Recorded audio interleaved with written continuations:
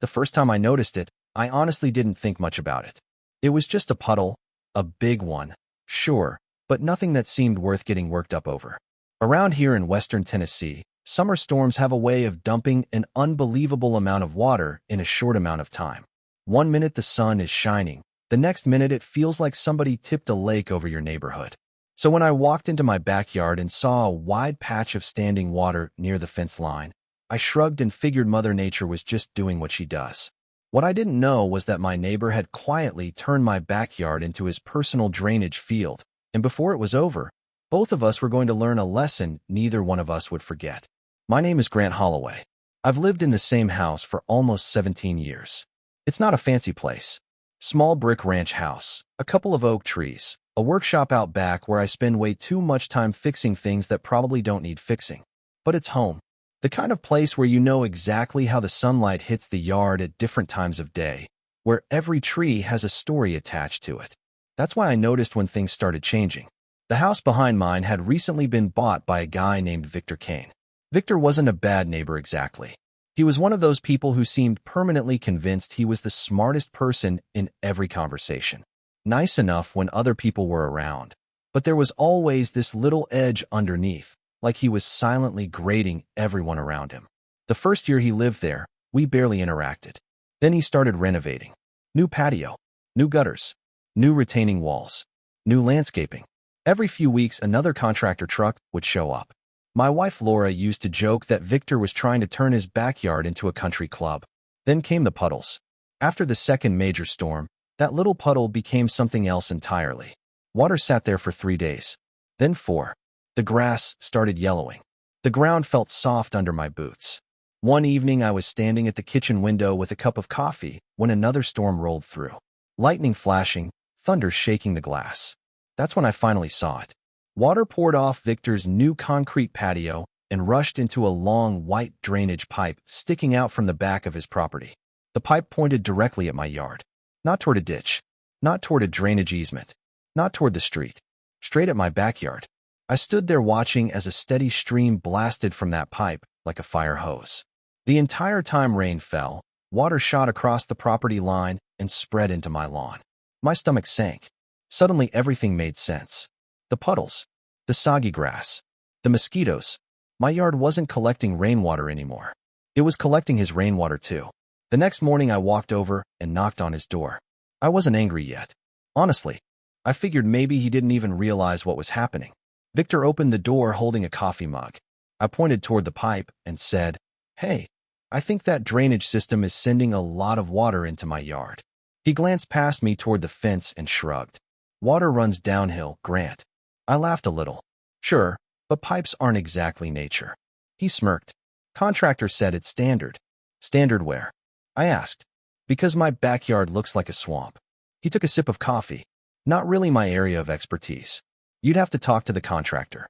It wasn't rude exactly. It was worse. It was dismissive, like the problem wasn't serious enough to deserve his attention. So I called the contractor. The guy came out 2 days later, walked around for maybe 5 minutes, then gave me an answer that irritated me even more than Victor's. "Everything on Mr. Kane's property is up to code." "What about the water coming into my yard?" I asked. He shrugged. "Once water leaves his property, it's considered surface flow." I remember staring at him. "So if I point a pipe directly at my neighbor's lawn, that's okay?"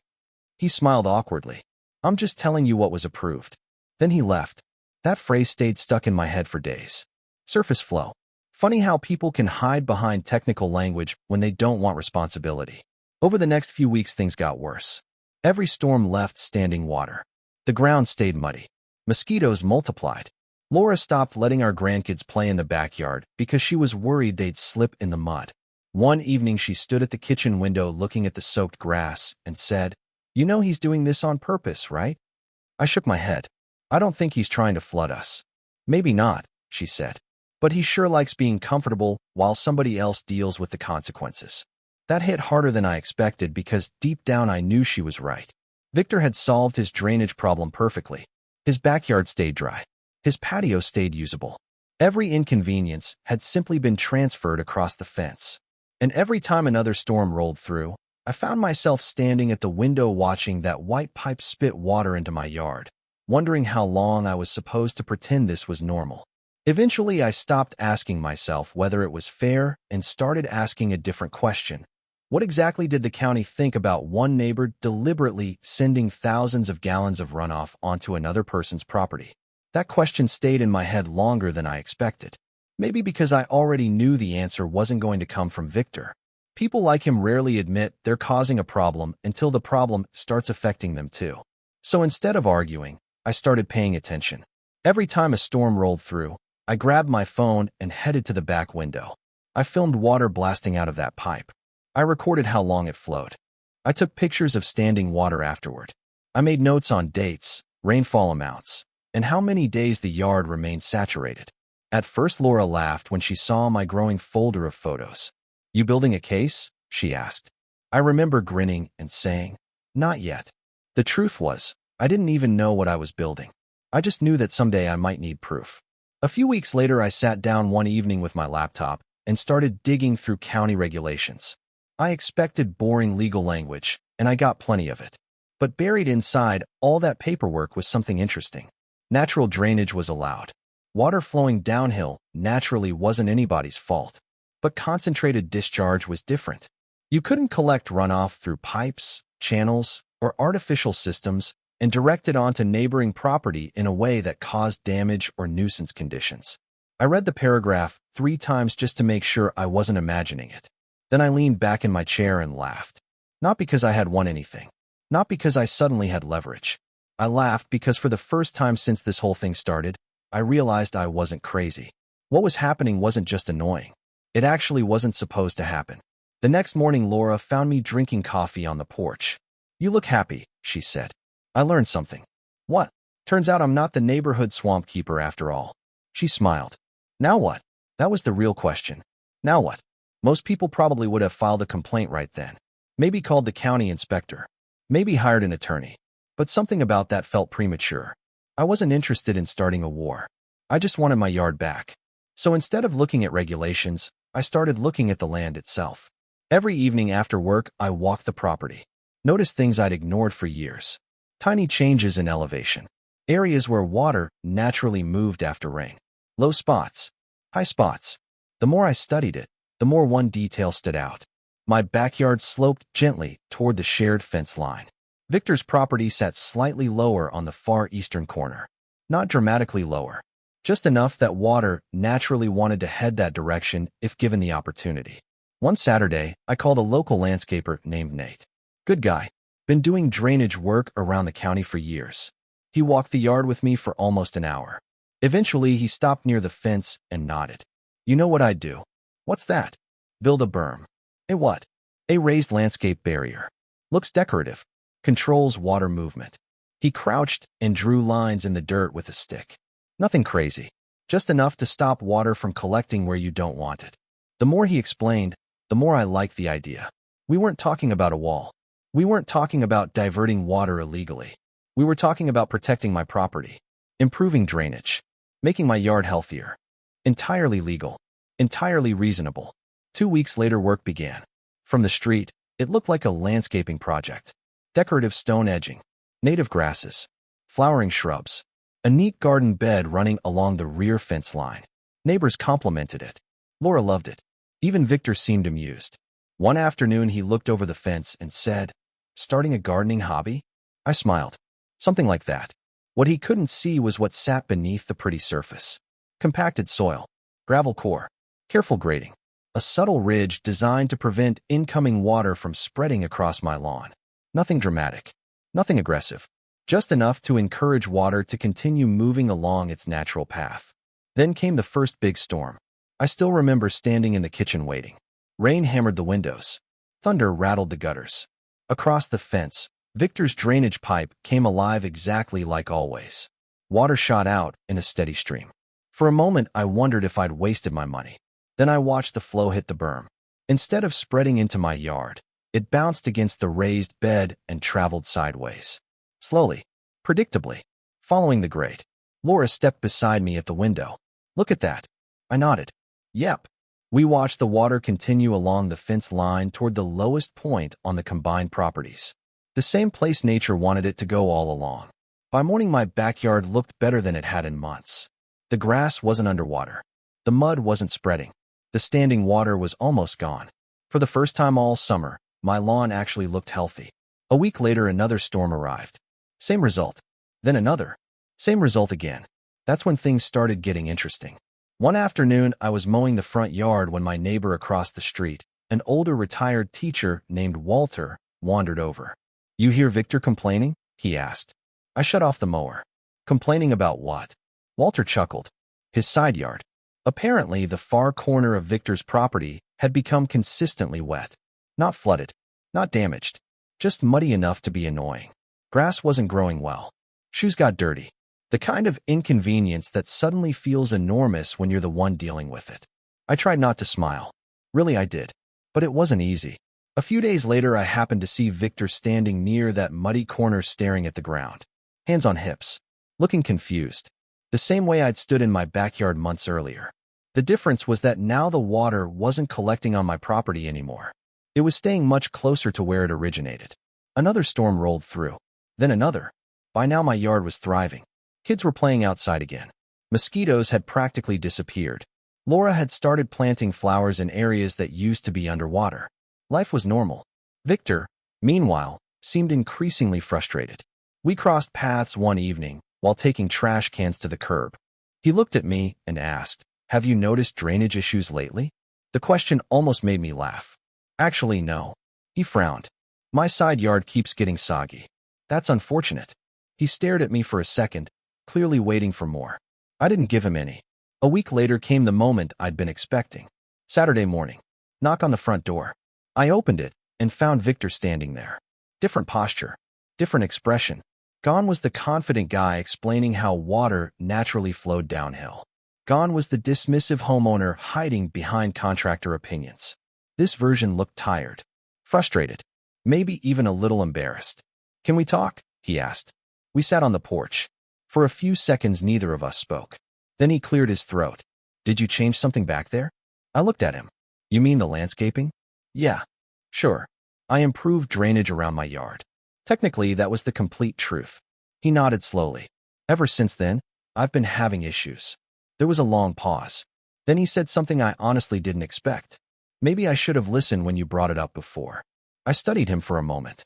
Not because I wanted revenge, because I was trying to decide whether he actually meant it. Finally, I asked, "What exactly are you looking for here?" He sighed. "I want to fix it." That sentence changed everything. Because suddenly this wasn't a fight anymore. It wasn't neighbor versus neighbor.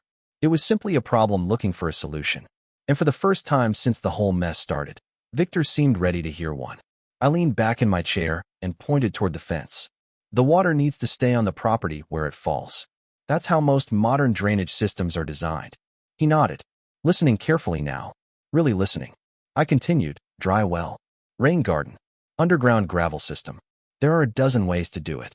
Victor stared out toward the backyard. Then he asked the question that told me the lesson had finally landed. "You really think that's all it would take?" I looked at him and smiled. "I think that's what should have happened from the beginning." A week later, trucks started showing up at his house again. The first truck rolled in on a Tuesday morning, and I'll admit, I watched the whole thing from my workshop window like it was the season finale of a TV show. Not because I wanted Victor to suffer, and not because I felt some overwhelming sense of victory. Honestly, by that point I was mostly curious. For months we'd been dancing around the same problem from opposite sides of a fence. I'd spent half a summer staring at standing water, and he'd spent the other half convincing himself it wasn't his responsibility. Now, for the first time, somebody was actually doing something about it. The crew spent 3 days digging trenches across the back portion of his property. They installed underground piping, built a large gravel infiltration bed, and connected everything to a proper drainage system designed to let stormwater soak naturally into the ground instead of being launched into somebody else's backyard. It wasn't flashy. It wasn't dramatic. In fact, most people driving past would never have noticed anything had changed. But I noticed. The next big storm arrived about 2 weeks later. The forecast predicted heavy rainfall overnight, and around midnight the sky opened up.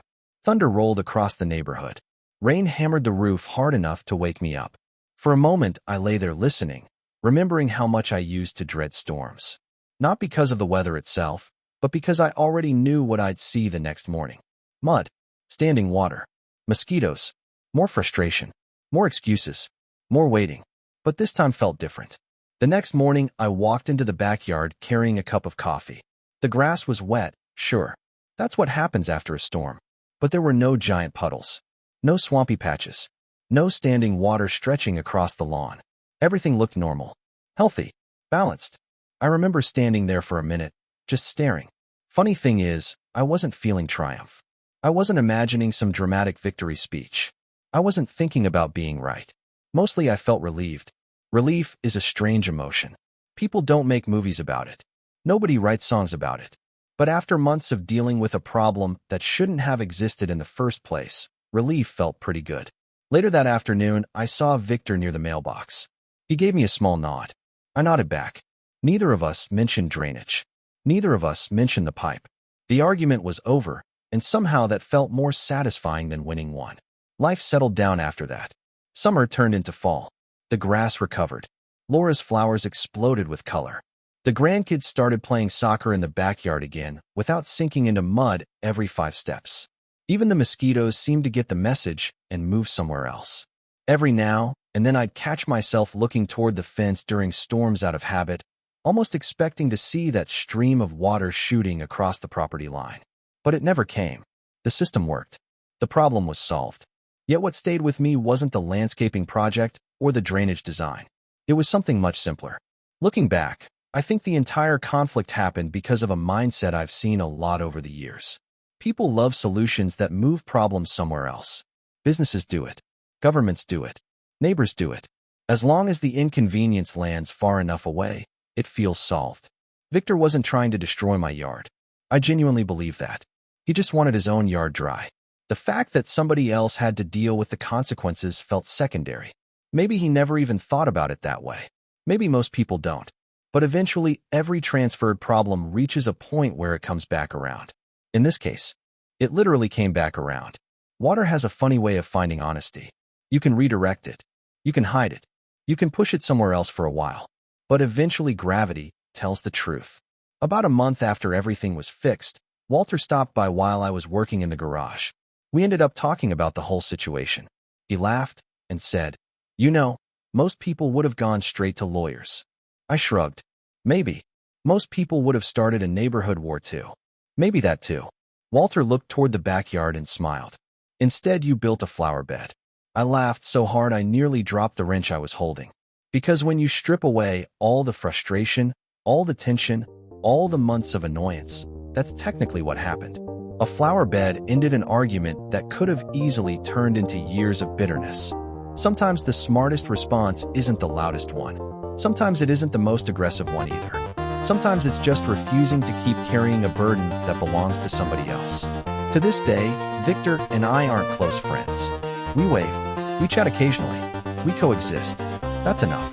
But every time a storm rolls through and my backyard drains exactly the way it's supposed to, I find myself thinking about that first conversation when he stood on his porch and told me water naturally flows downhill. Turns out he was right about that part. What he didn't realize was that eventually it would flow downhill for him too. And that's where I'm curious what you think. If you were in my position, would you have filed a complaint with the county the moment you discovered the drainage pipe? Would you have hired a lawyer? Or would you have handled it the way I did and let the situation teach its own lesson? Sometimes being right and solving the problem aren't the same thing, and I'd love to hear where you draw that line. Drop your thoughts in the comments below because I can already tell this is one of those neighbor disputes where people are going to see the situation very differently. And if you've ever dealt with a neighbor who pushed their problem onto your property and expected you to live with it, share your story too. Don't forget to like the video, subscribe to the channel, and turn on notifications for more real-life neighborhood conflicts, property disputes, and stories where common sense eventually catches up with people, even if it takes a little longer than expected.